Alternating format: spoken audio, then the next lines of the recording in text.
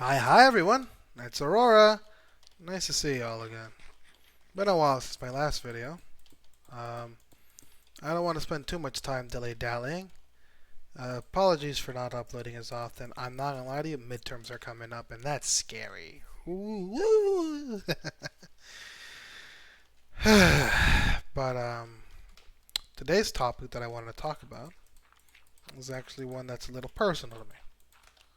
I think it's a little personal to everyone. That being identity. And how to answer the question of who am I? And how that relates to people in general. Right? Oh, wow. Okay. First things first, right? I feel like we gotta figure out what is the most common way people identify themselves. What is the way that people say, who am I? How do you, as a person, say who you are? Immediately, what comes to mind, I feel, for a lot of people, right, is the concept of traits. You know? Like, oh, I'm smart, or oh, I'm fast, or oh, I'm tall, right? Like, oh, I'm nice, oh, I'm extroverted, oh, I'm shy. I think that is one of the first things that come to mind of these traits. But the thing is, I don't think that's a good metric. And I think using traits to say who you are as a person is it's not a good idea. Um, First things first, a lot of these traits are dependent on others, right? You like when you say I'm smart or they're smart or you call someone smart, you're saying that they're smarter than the average person, right? They're not like there is no universal baseline for smart. Like, oh, you have an IQ of over 100, right? Give it for example. No. What it is that you quite simply are smarter than the average person that either you know or the person that's talking to you knows. And the problem that arises with such a definition is, well, what happens when the people around you change, right? I think the clearest example of this is gifted kids. Let's say you were the smart kid, the smartest kid, right? Or like you were always, you always had the best grades, you always did your homework on time, yada yada. You were the smart kid. Everyone knew you as a smart kid. You knew yourself as a smart kid. Your parents knew you as a smart kid. Like that is who you are. You are the smart kid. Now, oh shit, Lucario. Holy fuck. Hell yeah. Oh, hell yeah. Jackpot. Right? Now, the question I raise to you is what happens when you, let's say, go to a rather prestigious university or simply university, and all of a sudden you're not the smartest? You're not getting the best grades, even if you try as much as you did in the past, right? Where it's not that you're failing more or like you're doing worse per se. It's just you're not getting with the performance you used to get. What happens then? All of a sudden, you're no longer the gifted kid. You're no longer the incredibly intelligent child. You know, you're not the uber smart kid. All of a sudden, you're just average. And some of you would be like, oh, they're just average. So so they're just like the rest of us. And then that's a bad thing, grr, right? But the problem is, and then here's a distinction, is that when you make being above average, or like being smart, strong, any of these traits that require you to be better at someone for them to be true, is that all of a sudden when you're not that, all of a sudden when you're not the smartest, when you're not the strongest, when you're not the fastest, all of a sudden where you fall below average or at the average, who the fuck are you? Who are you? Right? your entire identity was based around being smart, gifted, the best, right? You were the teacher's pet. You always got the best grades. That is your entire identity. That is the entire thing, the entire foundation that your entire personality, identity, sense of self was built upon. And when that's not true, who the fuck are you? And the truth is, you don't know.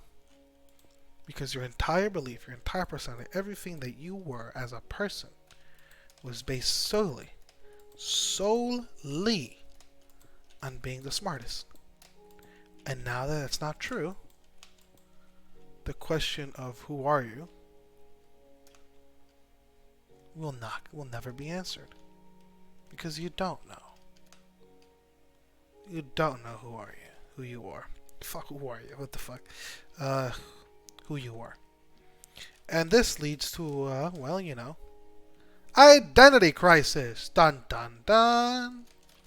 Which, you know, I think is fairly common for college students and universities. Again, actually, you probably see this online. A bunch of gifted students are like, you know, kids who excelled or the nerds of school all of a sudden get super depressed, or they start having crises, or they're not really built for the real world. And a lot of that is that. Because if you don't have a stable understanding of yourself to an extent, right? Even if it's a fake understanding, shit, man, you're not gonna be able to do much because you're gonna be losing yourself. So identifying yourself by a trait, I feel only really sets you up for failure, and isn't really indicative of who you are, right? Because you can have two tall people who are strong, who are nice, and who are a little stupid, but they can be completely different people. Completely different people, right? So I don't think traits are a good way to define identity. But if we can't use traits, what do we use?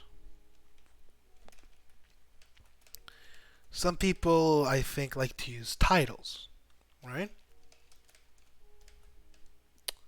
Like farmer or veteran or all these other things. But then I bring you the question of Group A versus Group B. I'm sure a lot of you have seen those jokes of like, oh, personality B with Group B, personality A with Group A, right? Or use different personalities and that shit.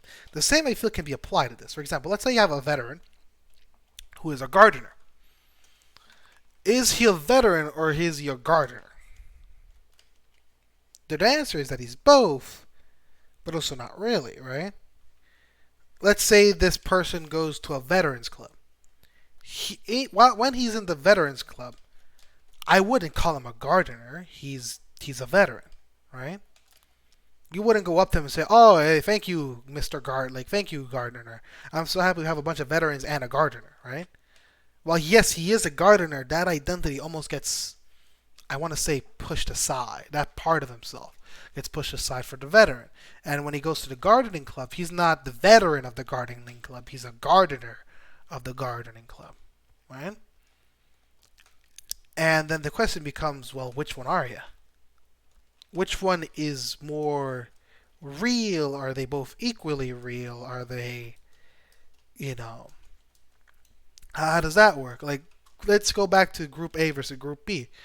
Let's say you have a group of friends that use the personality with. You're more cheery, while a group of other friends, you're a bit more quiet, a little more reserved, a little more calm, right? You have Group A, Group B. You use different personalities. Which personality is you? Are they both you? If that's the case, why are they so different? Why do these personalities act so differently? Which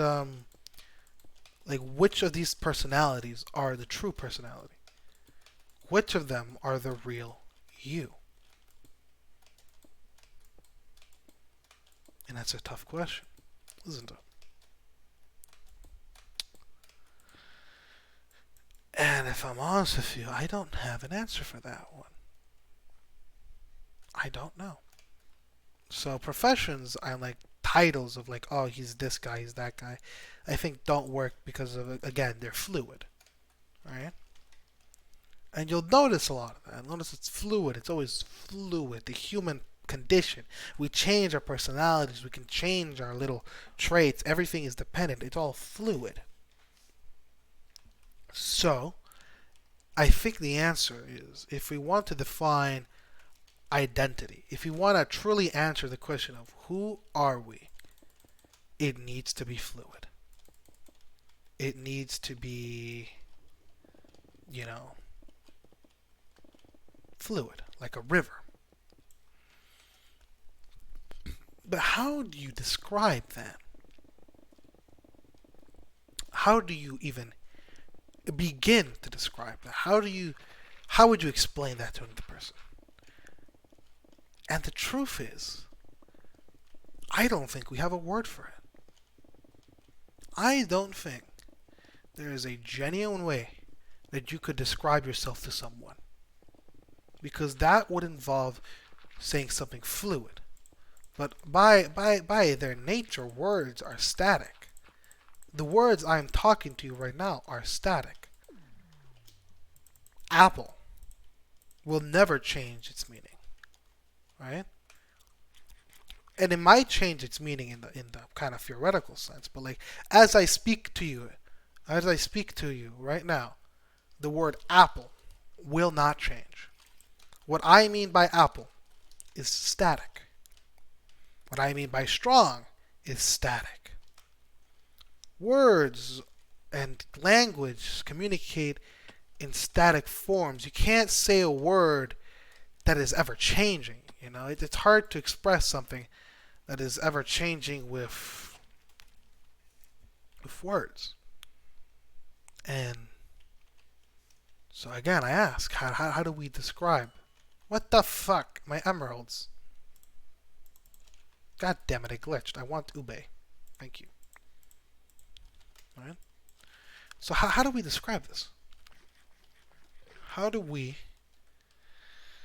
I don't know. Actually, I got myself in a tussle. I think the easiest way to do it is... And it's gonna sound a little nerdy. Is by using an object encapsulation. Now, I want to talk to this because I'm not gonna lie, I'm a programmer. And specifically, I like object programming. I like Java. Call me crazy. I fuck with Java, bro. I fuck with it heavy. Heavy. So let's take a look at Java. Java has this concept of an object. I want to call it like, let's say an object is a car. A car can be anything.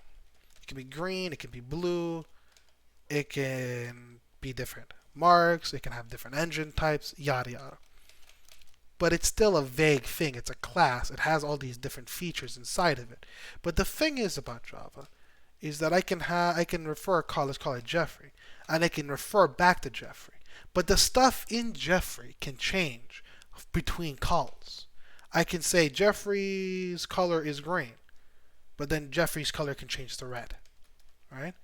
But no matter what, it will always be Jeffrey.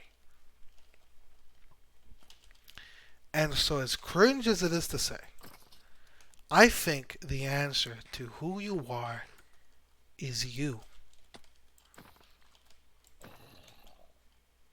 I am me. I am an encapsulation of 1,000 little details, of 1,000 different personalities, of God knows how much memories and experiences, all encapsulated into one thing. But no matter what happens, no matter what changes, you will always be you.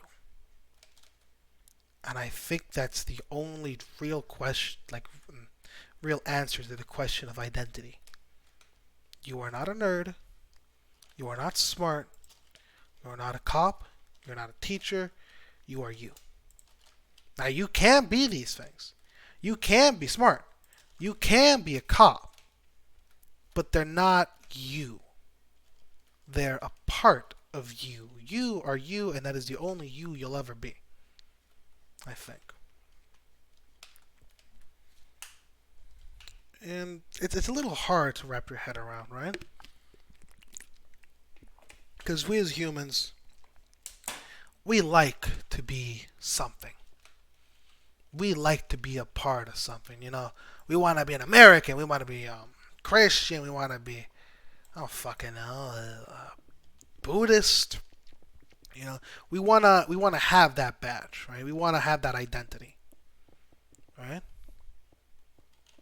So wrapping your head around something like the fluidness of identity, especially when we as humans, ironically, despite our fluid nature, love stability, is difficult, right?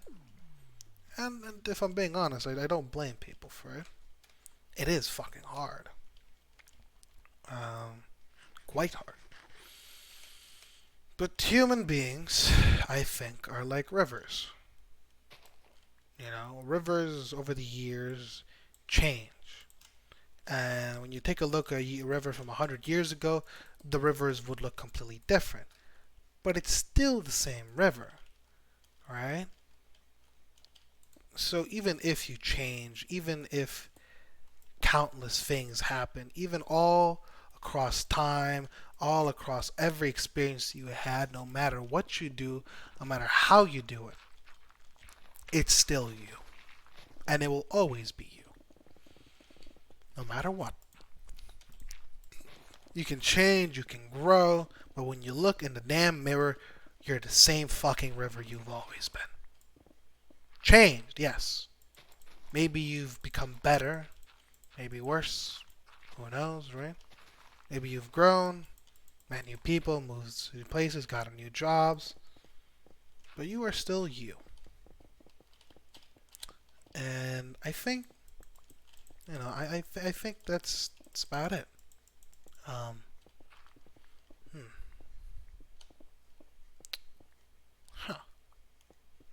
I was thinking about adding some other stuff. Talking about maybe how it relates to groups and stuff. How your identity and who you are as a person can come from groups as well. Right? Just thinking about it. I think I'm going to make that a different video though. Because I'm not going to lie to you, Chief. I started thinking about all this. And I kind of got myself in a little spiral now, being like, damn, man, who the fuck am I? Huh. And again, the only answer I can concretely come up with is me. Fuck, I gotta remake the roof.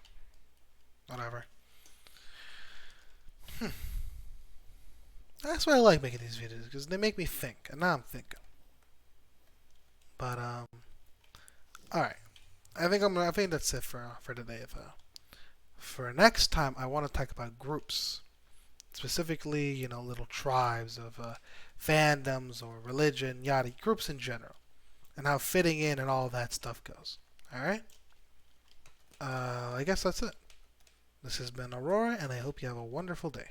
Bye bye.